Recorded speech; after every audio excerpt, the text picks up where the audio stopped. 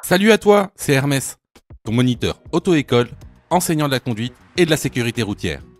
Aujourd'hui, je te propose un examen complet du code de la route, commenté et corrigé. Allez, on perd pas de temps, on commence tout de suite.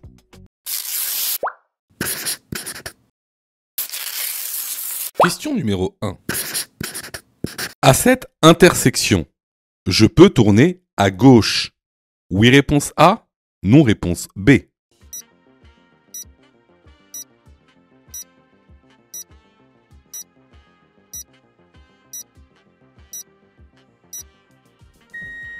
Alors, comme tu le vois ici, on se retrouve dans une intersection en croix. Tu remarqueras la signalisation. À gauche, on a un sens interdit. Tu remarqueras également qu'à droite, on a un piéton qui passe au passage piéton. Alors, si tu regardes cette animation, tu as en fait plusieurs possibilités. Bien sûr, il sera interdit de tourner à gauche. Tout simplement parce qu'il y a un panneau sens interdit qui t'empêche l'accès à la voie. Tu pourras alors soit aller tout droit ou alors tourner à droite. Cependant, étant donné qu'il y a un piéton, tu devras d'abord lui céder le passage pour ensuite passer à ton tour. La bonne réponse ici est la réponse B. Question numéro 2. Pour un passager, la ceinture de sécurité est réponse A, obligatoire, réponse B, conseillé. Dans cette situation, ce passager adulte encourt une amende. Oui, réponse C, non, réponse D.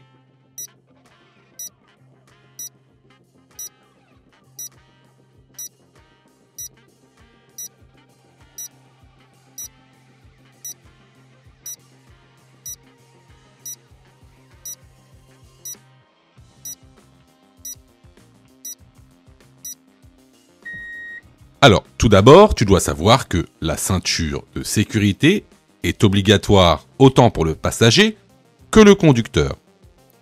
Concernant les passagers, alors, il faut bien faire la différence entre les passagers majeurs et les passagers mineurs. Les passagers majeurs ont donc l'obligation de porter la ceinture de sécurité et s'ils ne la portent pas, ils risquent une amende de 135 €. Si c'est un passager mineur qui ne porte pas sa ceinture de sécurité, alors c'est le conducteur qui est considéré comme responsable et le conducteur aura à payer l'amende de 135 €. Dernier cas, si c'est le conducteur qui ne porte pas sa ceinture, alors là c'est différent.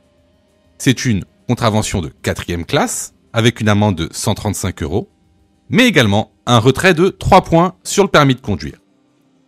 Ici, sur la photo, comme tu le vois, ce passager adulte n'a pas sa ceinture, donc il encourt une simple amende. Les bonnes réponses ici sont les réponses A et C. Question numéro 3.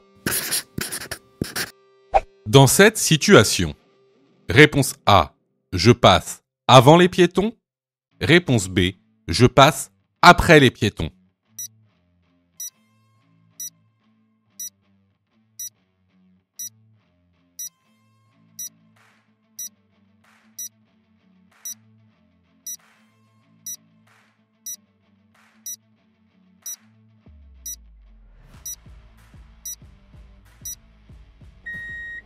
Alors, il faut savoir une chose. Si tu refuses la priorité aux piétons au passage piéton, c'est ce qu'on appelle un refus de priorité piéton. C'est une contravention de 4e classe qui est sanctionnée par une amende de 135 € et un retrait de 6 points sur le permis de conduire. Donc, ici, les piétons sont engagés dans le passage piéton. Dans cette situation, je passe après les piétons. La bonne réponse est la réponse B. Question numéro 4. Dans cette situation, le véhicule est bien stationné. Oui, réponse A. Non, réponse B.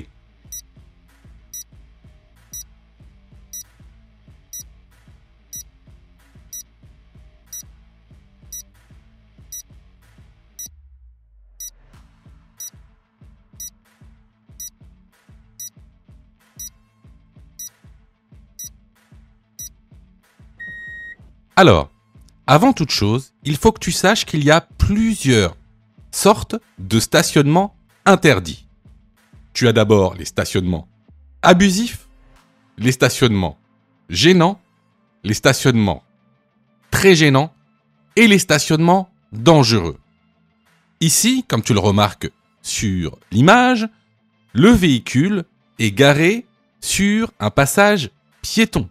C'est donc un stationnement très gênant. Alors, un stationnement très gênant est sanctionné par une contravention de 4e classe, c'est-à-dire une amende de 135 €.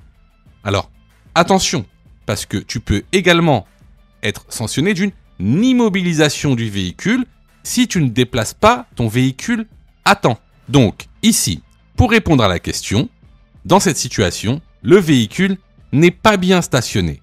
La bonne réponse est la réponse B. Question numéro 5. Cette signalisation indique un passage à niveau. Oui, réponse A, non, réponse B.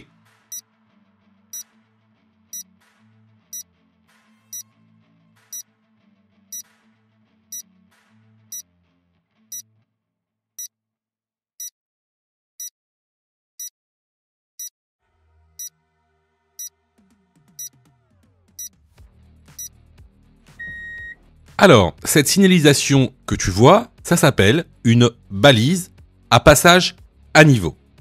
Il en existe 3 types. Une balise avec 3 bandes, une balise avec 2 bandes et une autre balise avec une seule bande. Qu'est-ce que ça veut dire concrètement ? Quand tu croises une balise de passage à niveau avec 3 bandes, cela voudra dire que tu te trouves à 150 mètres du passage à niveau quand tu es hors agglomération. Si tu vois une balise à 2 bandes, ça veut dire que tu es situé à 100 mètres du passage à niveau. Et si tu vois une balise à une seule bande, alors tu es situé à 50 mètres du passage à niveau. Donc, pour répondre à la question, est-ce que cette signalisation indique un passage à niveau ? La bonne réponse est la réponse A.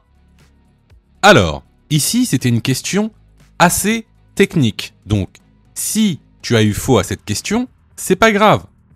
Tu fais des erreurs justement pour apprendre. C'est en faisant des erreurs que tu vas progresser. Pas la peine de te sous-évaluer ou de te sous-estimer. Les erreurs font partie du processus d'apprentissage. C'est en faisant des erreurs que tu vas apprendre et assimiler les notions et les connaissances. Et puis, vaut mieux faire des erreurs ici, dans ces vidéos, avec moi, plutôt que le jour de l'examen. Allez, question suivante. Question numéro 6. À bord de mon véhicule, la carte d'immatriculation est obligatoire. Oui, réponse A, non, réponse B.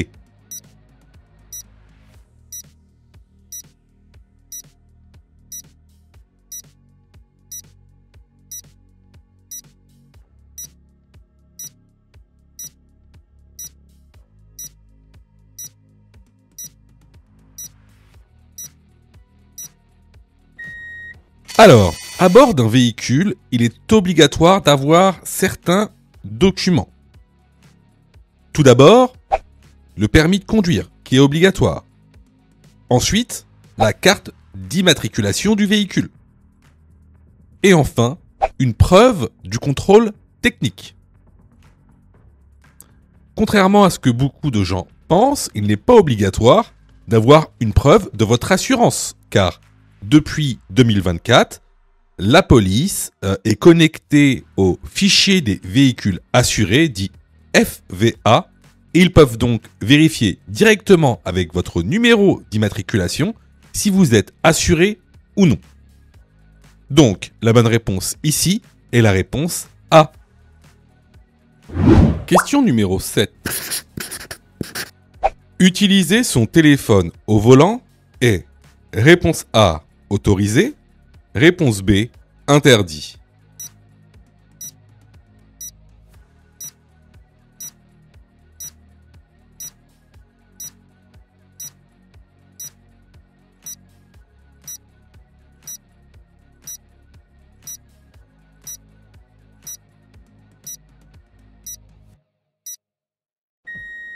Alors, l'utilisation du téléphone au volant est strictement interdit. C'est une infraction qui constitue donc une contravention de 4e classe, 3 points en moins sur le permis de conduire et 135 € d'amende. Donc, la bonne réponse ici est la réponse B. Question numéro 8. Je reste sur cette voie pour tourner à gauche à la prochaine intersection. Oui, réponse A. Non, réponse B.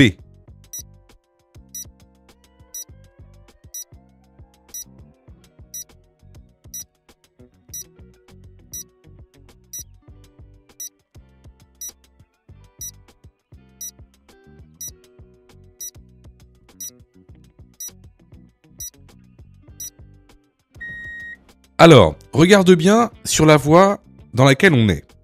On a un marquage au sol. C'est ce qu'on appelle une signalisation horizontale. Donc, ce marquage au sol est matérialisé par une flèche qui va à gauche.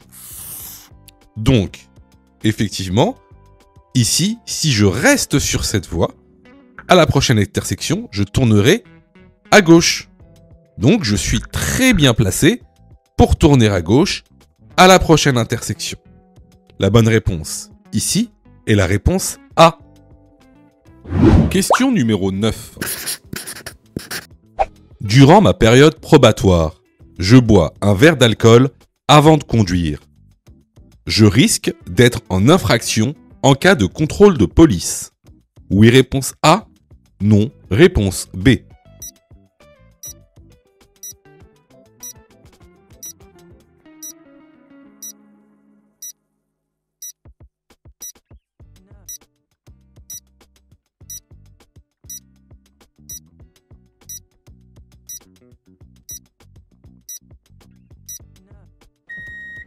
Alors, concernant les permis probatoires, le taux d'alcool maximal autorisé est de 0,2 g par litre de sang, ce qui correspond à l'ingestion d'un seul verre d'alcool.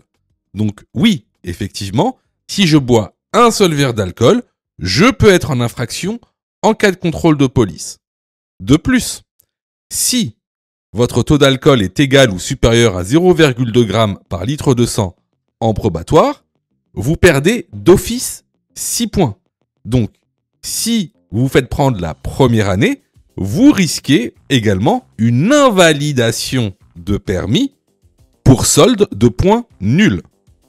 Donc, ici, pour revenir à la question, durant ma période probatoire, si je bois un verre d'alcool avant de conduire, je risque d'être en infraction en cas de contrôle de police. La bonne réponse est la réponse A. Question numéro 10. En cas de forte pluie, je réduis ma vitesse. Oui, réponse A. Non, réponse B.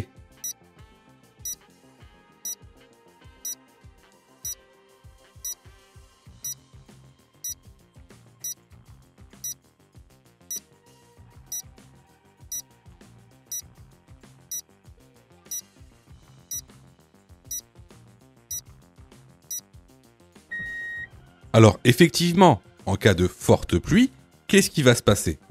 L'adhérence du pneumatique va fortement diminuer. Ce qui va entraîner quoi ? Une baisse de la manœuvrabilité de la voiture. Donc une baisse du contrôle de la voiture. Donc ce que je fais, c'est que je réduis ma vitesse pour mieux manœuvrer mon véhicule. Donc ici, la bonne réponse est la réponse A. Question numéro 11. Pour réduire la pollution, je me déplace avec réponse A, un vélo, réponse B, une trottinette électrique, réponse C, une moto à moteur thermique.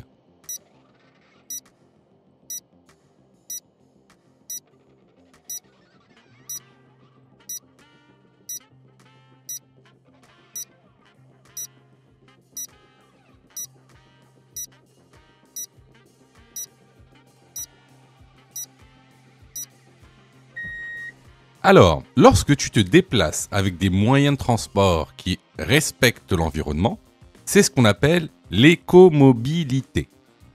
Alors, l'écomobilité, ça comprend quoi comme moyen de transport? Tout ce qui va être vélo, trottinette électrique, mais également transport en commun, l'utilisation de l'écopartage et du covoiturage. Alors, les motos à moteur thermique, en plus, eux, ne participent pas du tout à l'écomobilité. Donc, ici, les bonnes réponses vont être les réponses A et B. Question numéro 12. Je suis fatigué. Réponse A, je me repose. Réponse B, je bois un café et continue à rouler.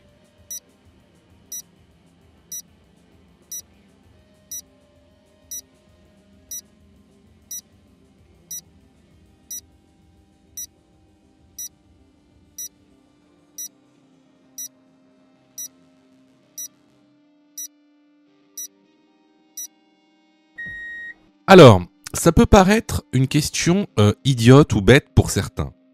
Cependant, aujourd'hui, il y a beaucoup de gens qui pensent que le café permet de tenir la fatigue, permet de contrer la fatigue. C'est faux, c'est même le contraire. Hein. Un café, ça va pas vous aider à tenir. Hein, donc, quand on est fatigué, la seule chose qui va faire partir la sensation de fatigue, c'est de se reposer. À savoir aussi également que, donc selon l'organisme national interministériel de la sécurité routière, donc la fatigue est responsable d'un tiers des accidents mortels sur autoroute. Donc c'est un facteur très important d'accidentologie et de mortalité sur la route. Donc ici, la bonne réponse est la réponse A. Question numéro 13. La pression des pneus doit être vérifiée régulièrement. Oui, réponse A. Non, réponse B.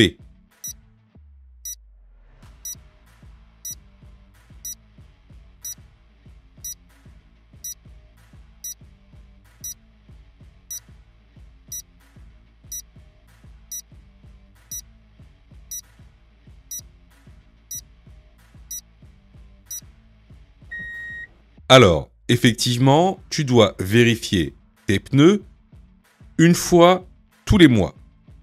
Également, il ne faut pas oublier de vérifier le pneu de secours. Alors, de préférence, vérifier la pression des pneus à froid. Hein, n'oubliez pas. Donc la bonne réponse ici est la réponse A. Question numéro 14.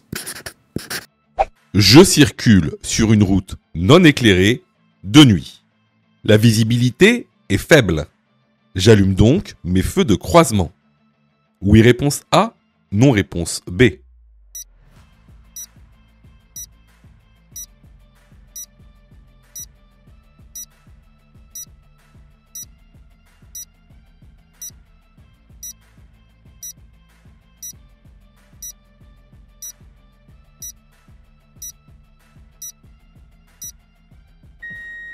Alors, effectivement, ici, on circule sur route, c'est-à-dire soit sur autoroute, voie rapide, et celle-ci est non éclairée. Donc, afin d'être vu et de voir, on va allumer ces feux de croisement.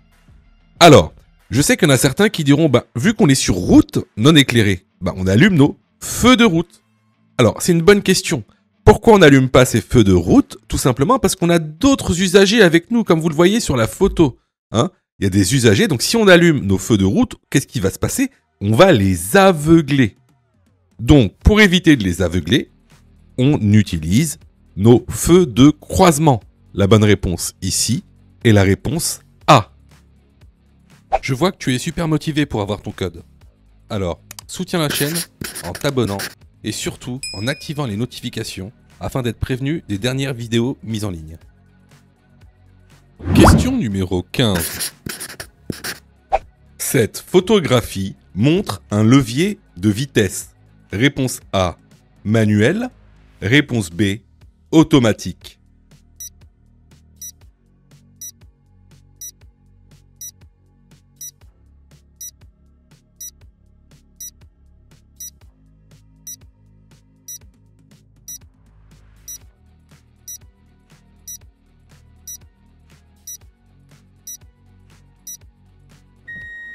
Alors, ici, tu vois bien que c'est une boîte de vitesse qui est automatique. Tu peux le reconnaître parce que sur ce levier, il y a des lettres. Alors, que signifient ces lettres? Alors, tu as tout d'abord la lettre S. La lettre S qui veut dire séquentiel. Ça, c'est quand tu veux utiliser la boîte de vitesse en séquentiel. La lettre D pour drive qui indique la conduite. La lettre N pour neutral qui indique le point mort. La lettre R pour rire qui veut dire marche arrière. Et la lettre P pour parking qui veut dire stationnement. Donc ici, la bonne réponse est la réponse B. Question numéro 16. Je suis bien placé pour aller à Paris. Oui, réponse A. Non, réponse B.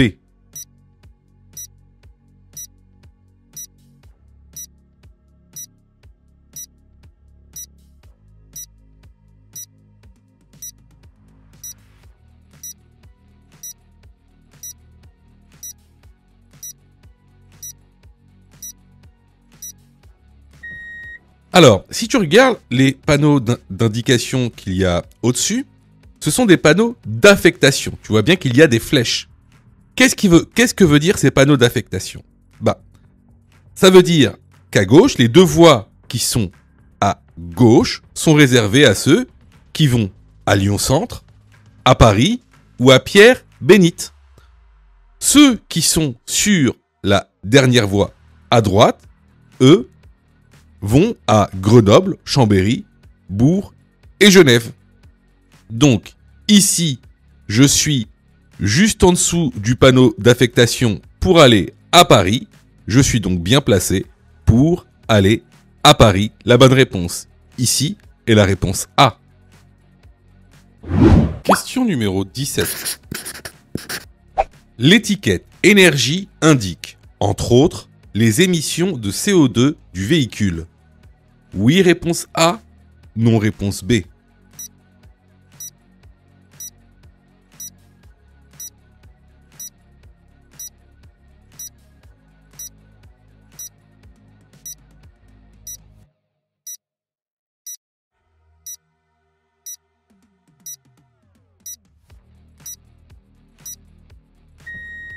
Alors, l'étiquette énergie est en fait une étiquette obligatoire pour les véhicules, pour l'achat des véhicules neufs.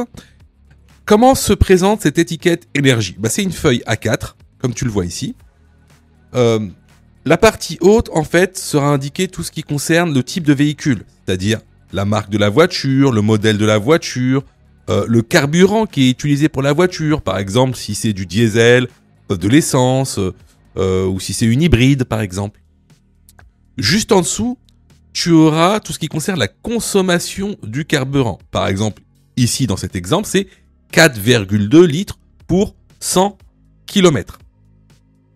Ensuite, juste en dessous, tu auras le rejet de CO2 par kilomètre parcouru pour ce véhicule. Donc, ce sont les émissions de CO2 par kilomètre parcouru. Tu verras également que plus les émissions de CO2 sont faibles, plus l'étiquette va aller vers le A. Plus les émissions de CO2 seront fortes, plus l'étiquette va aller vers le G. Donc, ici, pour répondre à la question, l'étiquette énergie indique bien les émissions de CO2 du véhicule. La bonne réponse ici est la réponse A. Question numéro 18. Le feu est vert depuis un long moment. Dans cette situation, réponse A, je ralentis. Réponse B, j'accélère.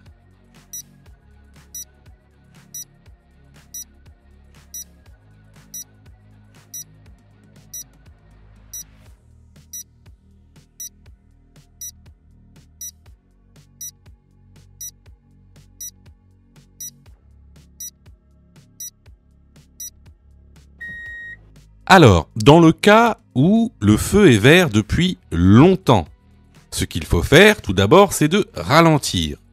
Et surtout, dans un deuxième temps, c'est de regarder sur les rétroviseurs intérieurs et extérieurs la distance qui te sépare avec les automobilistes derrière toi.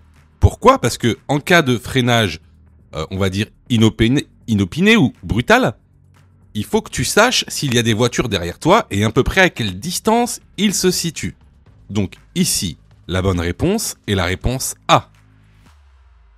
Question numéro 19. J'approche d'un passage piéton. Je ralentis.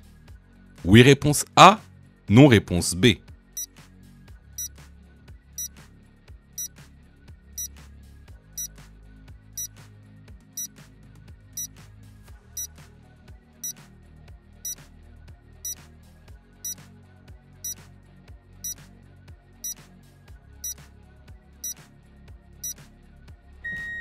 Alors ici, si tu remarques, donc on a un passage piéton à quelques mètres de nous, et à droite, on a des bus qui sont à l'arrêt.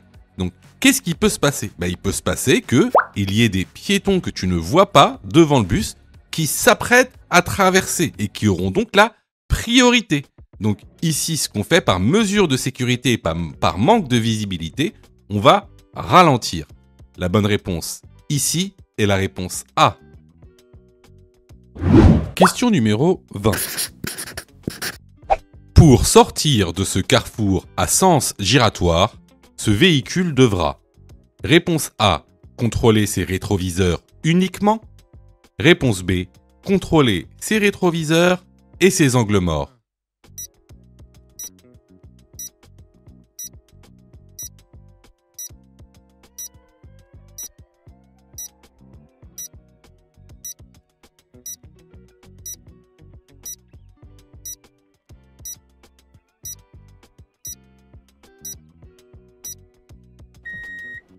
Alors, pour que ce véhicule puisse sortir en toute sécurité de ce carrefour à sens giratoire, il devra tout d'abord rejoindre la voie de droite.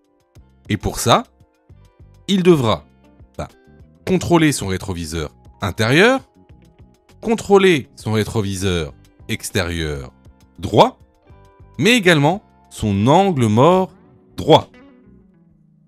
Ensuite, une fois qu'il sera sur la voie de droite, afin de sortir définitivement du carrefour, il devra tout d'abord contrôler son rétroviseur intérieur, son rétroviseur extérieur gauche et son angle mort gauche pour savoir s'il n'y a pas quelqu'un qui vient pour lui couper la route, et ensuite son rétroviseur droit et son angle mort droit au cas où il n'y aurait pas un vélo sur la voie de vélo.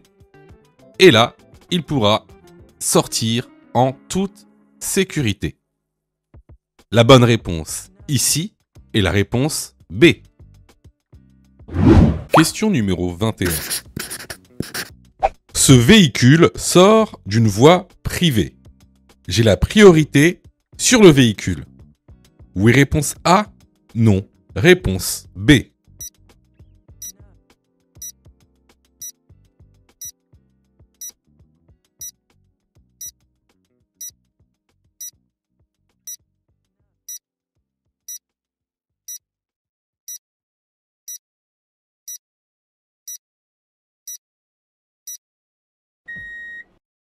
Alors, ce véhicule sort d'une voie privée.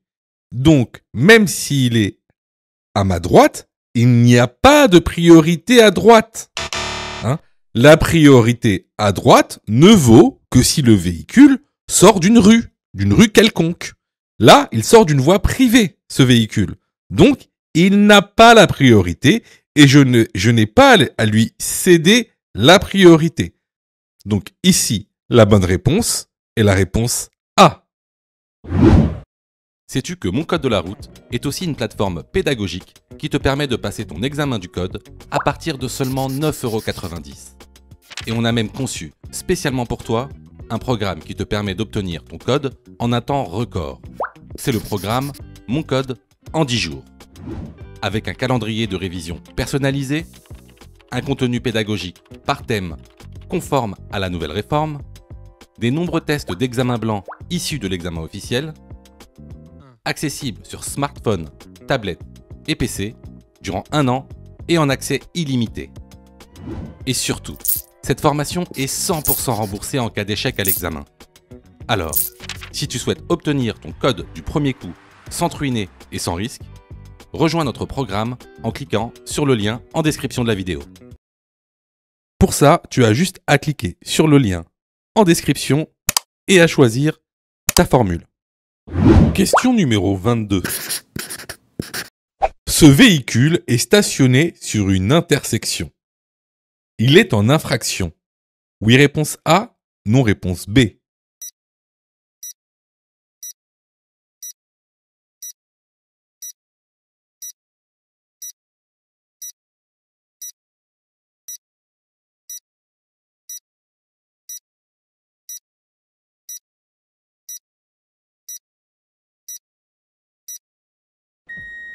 Alors, il faut que tu saches qu'il est strictement interdit de se garer devant une intersection.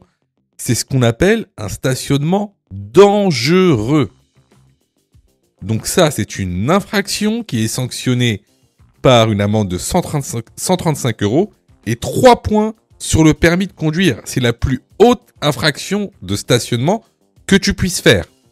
Donc ici, ce véhicule est stationné sur une intersection, il est en infraction.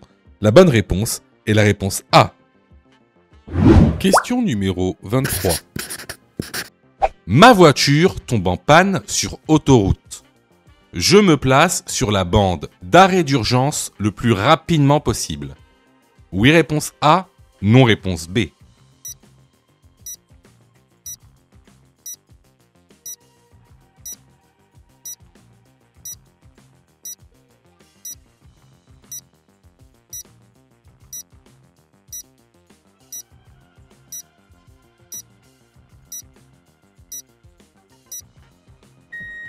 Alors, question très intéressante parce que vous faites beaucoup d'erreurs dans ce cas précis. Alors, c'est quoi la procédure lorsqu'on tombe en panne sur autoroute?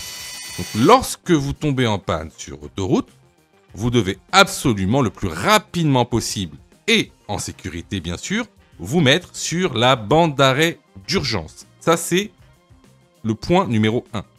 Ensuite, bien sûr, mettre ses feux de détresse. Et une fois que c'est fait, c'est de sortir du véhicule, mais attention, du côté droit, c'est-à-dire du côté de la glissière de sécurité, pour pouvoir se mettre derrière la glissière de sécurité. Et donc une fois que vous êtes derrière la glissière de sécurité, là, vous pouvez appeler les secours ou un dépanneur, par exemple.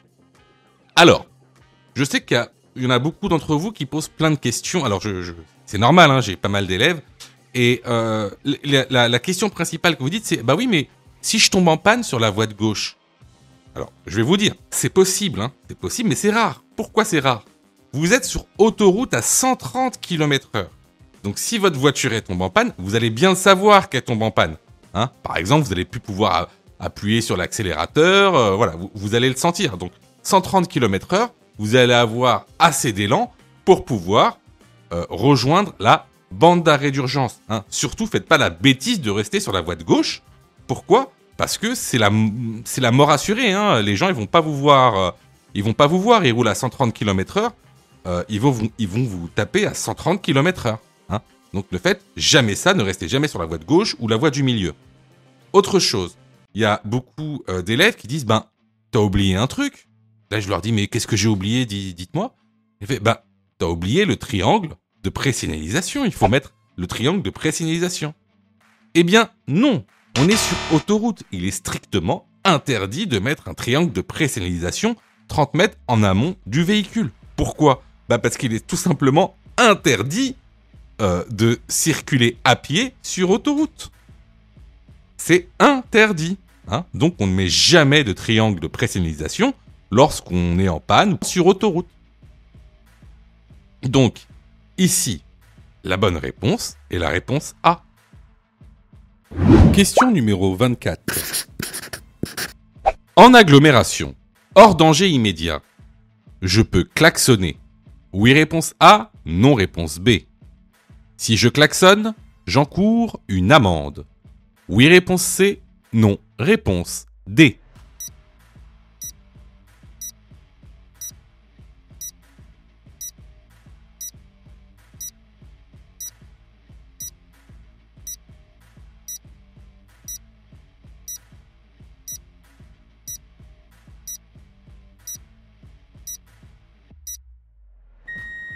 Alors ici, il y aura deux cas qui vont se différencier. Prenons d'abord le cas de l'agglomération. En agglomération, il est strictement interdit de klaxonner, sauf danger immédiat. Donc c'est une contravention de deuxième classe qui est sanctionnée par une amende de 35 €. Hors agglomération, il est autorisé de klaxonner à condition également, à condition que cela soit nécessaire. Par exemple, lors d'un virage avec très peu de visibilité pour avertir de votre présence. Donc, ici, en agglomération, hors danger immédiat, est-ce que je peux klaxonner? Non. Si je klaxonne, j'encours une amende? Oui. Les bonnes réponses sont les réponses B et C. Les vidéos sont totalement gratuites, donc abonne-toi pour aider la chaîne et surtout, active les notifications pour être prévenu des dernières vidéos et avoir ton code beaucoup plus rapidement. Question numéro 25. Les cyclistes sont considérés comme usagers vulnérables. Oui, réponse A, non, réponse B.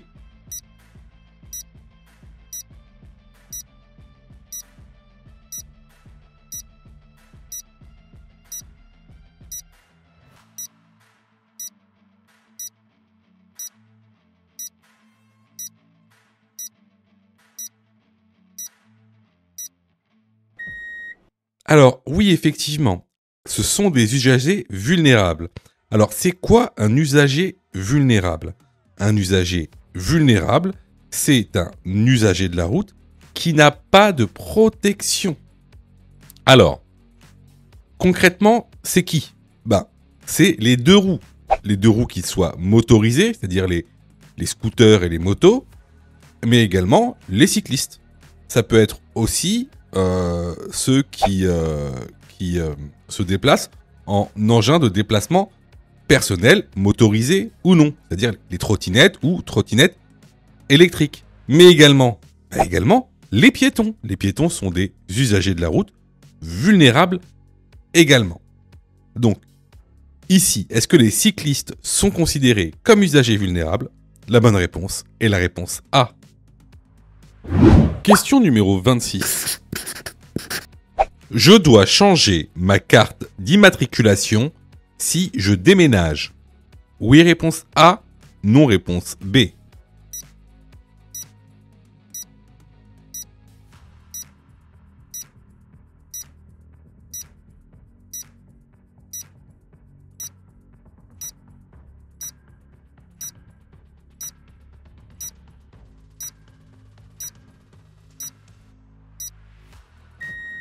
Alors, effectivement, si vous déménagez, vous devez modifier votre carte d'immatriculation et vous avez un délai d'1 mois maximum pour établir la procédure. Donc la bonne réponse ici est la réponse A. Question numéro 27. Les enfants de moins de 10 ans doivent être installés à l'arrière du véhicule. Oui, réponse A. Non, réponse B.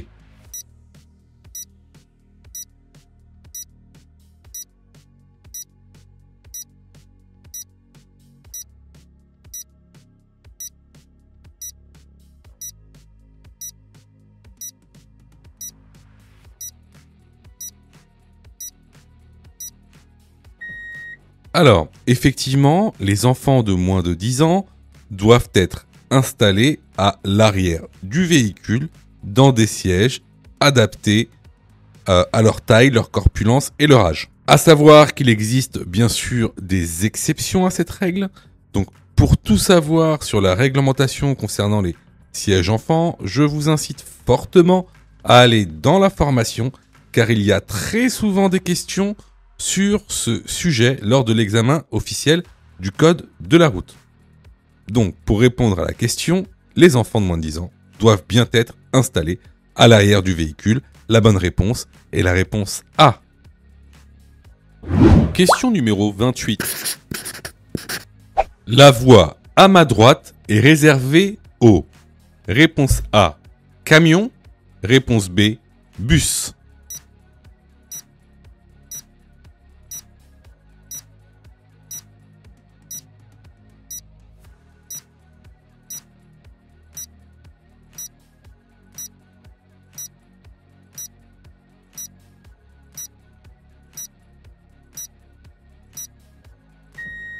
Alors, tu peux remarquer que la voie de droite est délimitée par des lignes discontinues épaisses.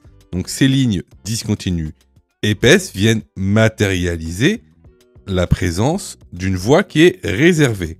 Alors ici, comment on peut savoir que cette voie est réservée au bus ? C'est simple, il y a un indice, il y a un arrêt de bus juste ici. Donc, effectivement, cette voie est réservée au bus. La bonne réponse est la réponse B. Question numéro 29. Je dois vérifier régulièrement le niveau d'huile du véhicule. Oui, réponse A. Non, réponse B.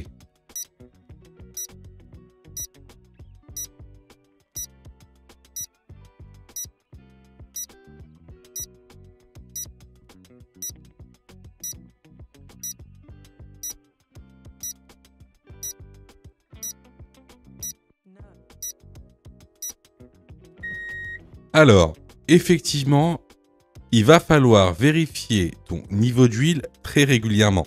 Alors, régulièrement, ça va dépendre vraiment de l'utilisation que tu as de ton véhicule. À savoir que la jauge du réservoir d'huile doit être remplie entre le maximum et le minimum. S'il est en dessous du minimum, alors tu dois compléter le niveau d'huile. La bonne réponse ici est la réponse A. Question numéro 30. Ce panneau indique une zone où le stationnement est réglementé. Oui, réponse A. Non, réponse B.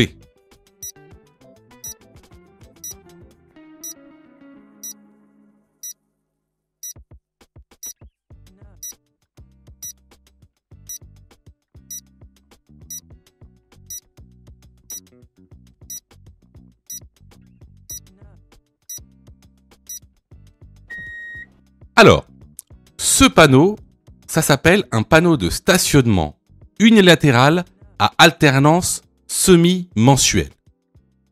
Qu'est-ce qu'il veut dire exactement ? Eh bien, il signifie que du 1er au 15 du mois, tu es autorisé à stationner du côté impair de la route. Pour s'en souvenir, c'est très simple. 1, c'est impair, donc côté impair. Il signifie également que du 16 jusqu'à la fin du mois, tu es autorisé à stationner du côté pair. Pour s'en souvenir, c'est simple. 16, c'est pair. Alors, pour savoir c'est quoi le côté pair, c'est quoi le côté impair, c'est simple. Il faut regarder le numéro des appartements ou des maisons qui se situent sur le trottoir. Il faut juste que tu ouvres les yeux et que tu regardes. Alors, attention parce que il existe plein d'autres panneaux de stationnement qui ont des significations différentes et il faut que tu les connaisses pour passer l'examen du code de la route parce que ce sont des questions récurrentes. Donc je t'encourage fortement à aller dans la formation si par exemple tu viens d'apprendre quelque chose en regardant cette question. Parce que tu devrais pas normalement. Donc ici, pour répondre à la question, ce panneau indique bien une zone où le stationnement est réglementé. La bonne réponse ici est la réponse A. Alors clairement ici c'était une question basique, une notion de cours basique. Donc si tu as eu faux à cette question, je t'encourage vivement à aller te former sur notre plateforme de formation ou ailleurs. Alors, surtout, ne te dis pas « Ah ben, c'est pas grave, les examens blancs vont justement m'aider à apprendre le code. » Faux. Les examens blancs ne servent pas à apprendre le code. Les examens blancs servent à tester si tu as, oui ou non, assimilé le contenu pédagogique. Alors, quelle est la meilleure méthodologie pour passer le code? C'est-à-dire, quelle est la meilleure méthodologie pédagogique? Alors, tout d'abord, il va falloir apprendre les cours par thème. Hein. Vous savez, il y a aujourd'hui 10 thèmes avec la nouvelle réforme. Une fois que tu auras appris ces 10 thèmes et tous les contenus de ces 10 thèmes, alors tu pourras passer à des exercices d'entraînement par niveau de difficulté. Tout d'abord les exercices faciles, les exercices moyens et les exercices difficiles. Une fois ce travail effectué, là, tu pourras t'exercer à faire des examens blancs. Surtout, ne pense pas que les examens blancs vont t'aider à apprendre. Ce n'est pas vrai. Et d'ailleurs, c'est pour ça que beaucoup de gens ratent leur code de la route. N'oubliez pas que le taux de réussite au code de la route est d'environ 60%. C'est-à-dire qu'il y a quasiment 40% des personnes qui échouent au code de la route, justement parce qu'ils n'ont pas la bonne méthodologie pédagogique. Donc ici, si tu t'es trompé à cette question, je t'encourage vivement à venir sur notre plateforme pédagogique et à participer à la formation. Pour ça, tu as juste à cliquer sur le lien en description et à choisir ta formule. Question numéro 31. Mélanger alcool et médicaments augmente les risques d'accident. Oui, réponse A, non, réponse B.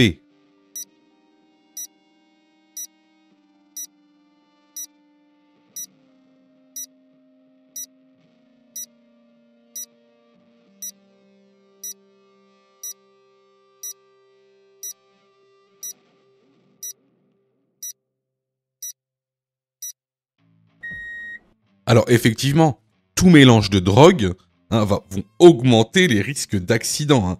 La polyconsommation va augmenter les risques d'accident sur la route. Et pour ceux qui se disent dans leur tête, mais attends, t'es en train de parler de drogue? Et là, la question parle des médicaments. Oui, mais les médicaments, c'est de la drogue. Hein. Ce sont des drogues. D'ailleurs, c'est pour ça que le médecin, quand il vous fait une prescription, il vous fait une prescription pendant une durée limitée. Parce que ce sont des vraies drogues. Hein. Par exemple, si vous prenez de la codéine à la pharmacie, la codéine, c'est de la drogue. Hein. Il y a des gens qui se droguent avec pour de vrai. Hein. Donc, ici, la polyconsommation va effectivement augmenter le risque d'accident. La bonne réponse est la réponse A. Question numéro 32. Il n'est pas utile de lire la notice du porte-vélo.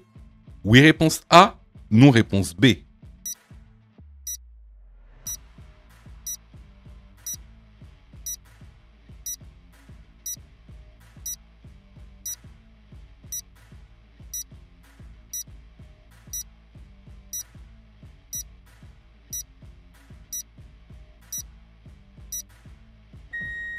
Alors là, non, c'est évident.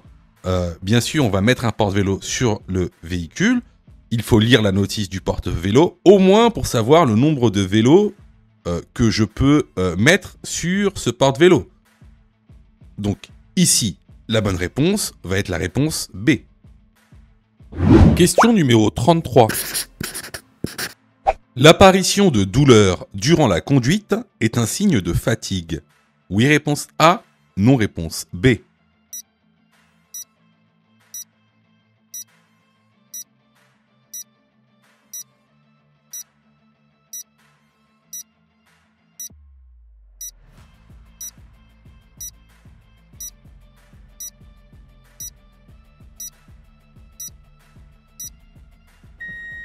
Alors, si tu conduis et que tu commences à avoir des douleurs, par exemple, à la nuque, aux jambes, au dos, mais également si tu commences à voir que tu as les paupières lourdes, par exemple, ou que tu as la bouche sèche, tout ça, effectivement, ce sont des signes de fatigue. Donc oui, l'apparition de douleurs est là pour te dire, attention, il faut que je me repose. Donc la bonne réponse ici est la réponse A. Question numéro 34. Ce panneau indique un emplacement d'arrêt d'urgence. Je peux m'arrêter à cet emplacement. Réponse A, si je tombe en panne. Réponse B, si je fais un malaise. Réponse C, si je souhaite téléphoner.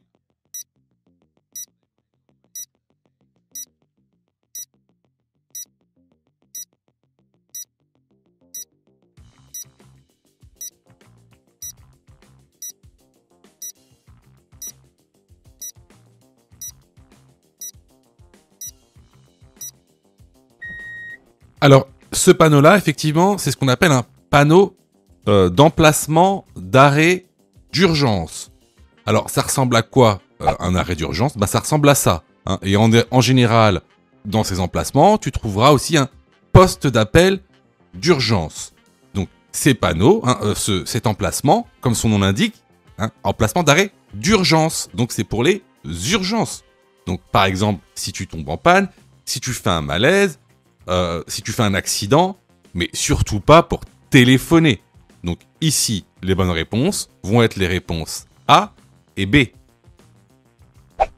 Si tu aimes le contenu, alors prends quelques secondes pour liker la vidéo.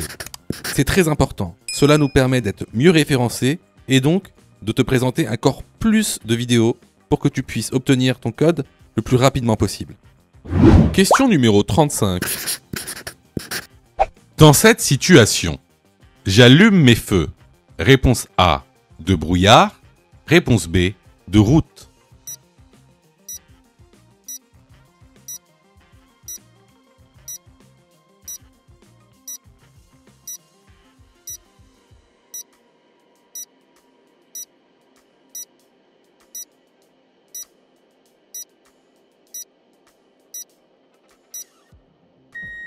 Alors ici, comme vous le voyez, il y a du brouillard. Donc ici, j'allume mes feux de brouillard. Surtout, je n'allume pas mes feux de route car je risque d'éblouir les autres usagers de la route.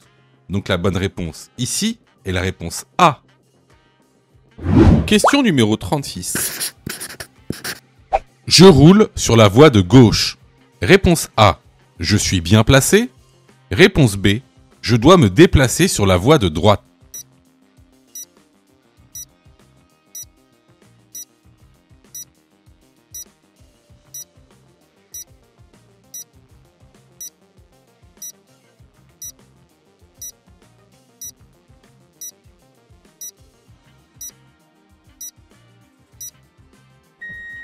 Alors, en France, on roule sur la voie de droite.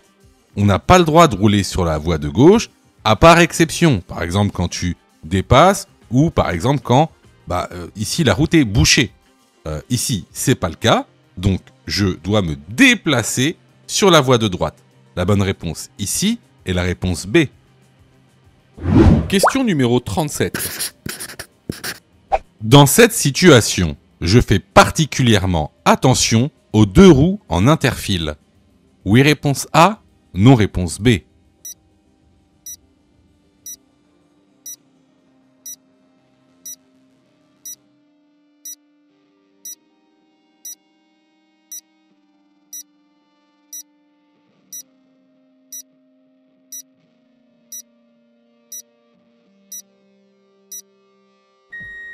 Alors, regarde ici ton rétroviseur gauche. On voit qu'on a un deux roues motorisé.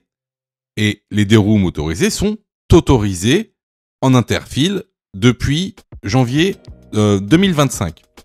Donc, ici, la bonne réponse est la réponse A. Question numéro 38.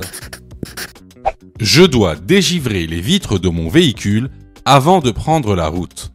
Oui, réponse A. Non, réponse B.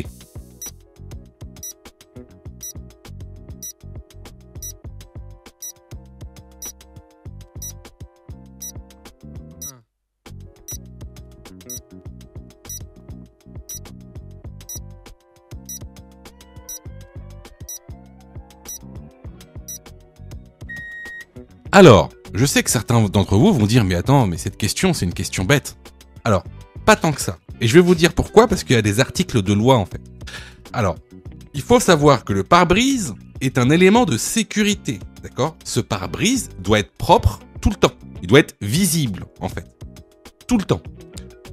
Sachez que vous risquez une contravention de 3e classe et une amende de 68 € si votre pare-brise est sale ou non visible. Donc, ça peut paraître évident, mais plusieurs personnes, par exemple, vont juste dégivrer le pare-brise, juste dégivrer la fenêtre, ou une partie, ou alors vous roulez avec des pare-brises sales. Et bien ça, c'est une contravention. Donc oui, je dois dégivrer les vitres de mon véhicule avant de prendre la route. La bonne réponse est la réponse A. Alors, je reçois plusieurs messages de votre part, d'ailleurs je vous en remercie. Alors, vous me posez souvent 2 questions. Alors, la première c'est quand est-ce que je suis prêt pour passer mon code? Et la deuxième c'est est-ce que je dois suivre la formation? Alors, tout d'abord, on va répondre à la première question. Quand est-ce que tu es prêt pour passer ton code? Bah, c'est très simple. Si tu fais moins de 5 fautes sur les 5 dernières séries d'examens blancs que tu as fait, alors tu es prêt à passer le code de la route. Donc attention, hein, ça veut dire que il faut que sur les 5 dernières séries que tu as faites, de manière consécutive, il n'y a pas une seule série où tu as fait plus de 5 fautes. Donc si tu as fait plus de 5 fautes à une seule série, il faut que tu continues à faire des examens blancs. La deuxième question. Est-ce que il serait mieux pour moi de prendre une formation? Alors, là, c'est pareil. Si tu fais 8 fautes ou plus sur les 5 dernières séries d'examens blancs que tu as faites, alors, il est vivement conseillé de te former. Ça veut tout simplement dire que il te manque certaines notions essentielles. Ça veut pas dire que tu connais pas ton cours, ça veut dire qu'il te manque des notions essentielles pour pouvoir progresser. Et clairement, c'est pas en faisant des examens blancs que tu vas progresser, tu vas même plutôt stagner. Voilà. Donc si tu as fait 8 fautes ou plus sur l'une des 5 dernières séries que tu as faites, je te conseille vivement de te former. Surtout que on a mis en place donc une plateforme pédagogique qui répond vraiment à tous vos besoins. On a fait en sorte que tout le monde puisse se former au code de la route. Vous avez la formule standard, par exemple, qui est à 19,90 € par an.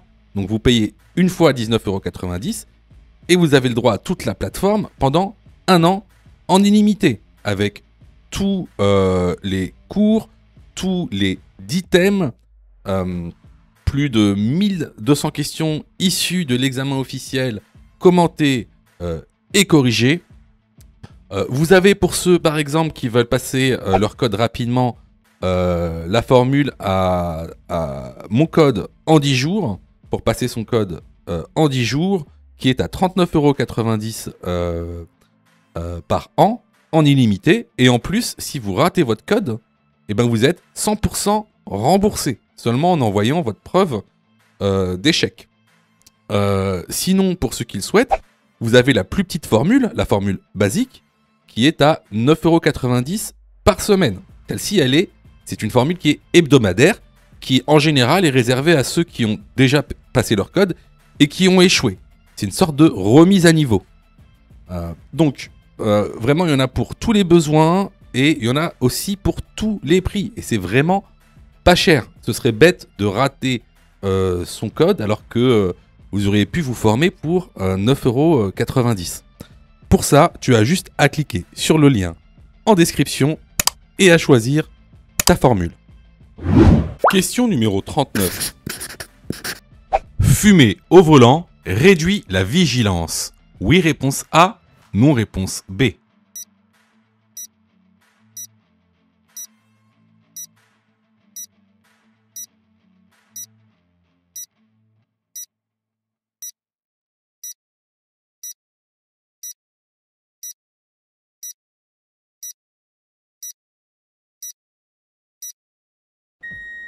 Alors, cette question peut paraître bête, mais en fait, toute activité au volant va réduire votre vigilance, que ce soit fumer, que ce soit manger, que ce soit boire, euh, que ce soit aussi discuter.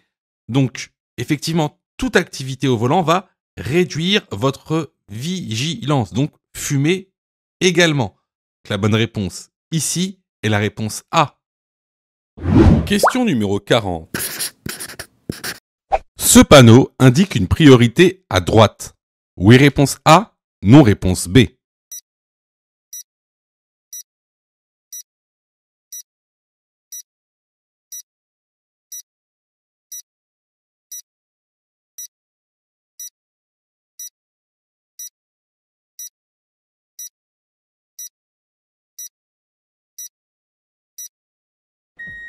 Alors évidemment, c'est l'un des panneaux les plus connus. Ce panneau indique bien une priorité à droite à la prochaine intersection.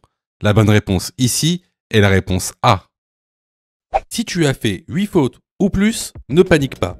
Rejoins-nous sur notre plateforme pédagogique en ligne en cliquant sur le lien en description de la vidéo. Tu pourras alors choisir la formule qui te convient. N'oublie pas de liker la vidéo et de t'abonner pour recevoir toutes les dernières notifications. Tu peux aussi continuer à t'entraîner en cliquant sur l'une des vidéos qui s'affichent.